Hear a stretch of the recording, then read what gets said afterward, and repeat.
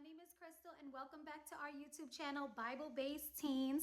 Today is Sunday, November the 9th, and this is our follow-up video to our scripture verse from last week. And don't forget, if you like the content of this channel, please do like and subscribe so you can get our new content week after week.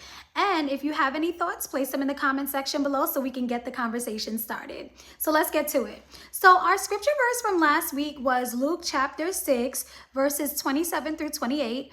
And the scripture reads, "But to you who are listening, I say, love your enemies, do good to those who hate you, bless those who curse you, pray for those who mistreat you." And one of the things that we actually mentioned from last week was that Jesus was telling his believers how they should treat others, including those that they felt were intentionally against them or intentionally wanted to harm them. And so Jesus was calling for his followers to not only be different from the world, but to be opposite of how the world treats people, especially their enemies. And one of the things that we said was that, are we intentionally going out of our way to treat our enemies better so that we can show them the love of God? And so, as the week was going by, I was actually watching videos coming out of Jamaica. And as I explained before, the island was hit with a Category 5 hurricane on October the 28th that devastated the island. And so one of the videos that I was watching really stood out to me because it was a video of a woman from a very remote area, and she was sharing her experience after the storm.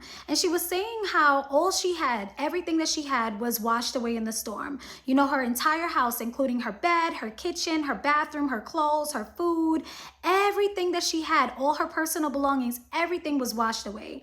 And so in the video, she was saying how her neighbor was actually the only person that came to her aid. And this particular neighbor was not somebody that she got along with.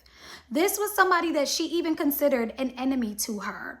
And so she was saying how, prior to the storm, they did not get along. But then after the storm, this neighbor actually rescued her and offered her food and shelter.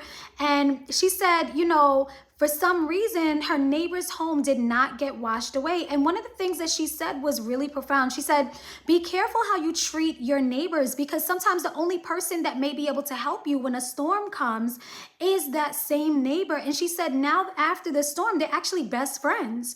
And she said her neighbor was the only person that helped her after so much destruction. And so this kind of stood out to me, especially for our scripture from last week, because you never know if the person that you call your enemy today might be the person that will rescue you tomorrow.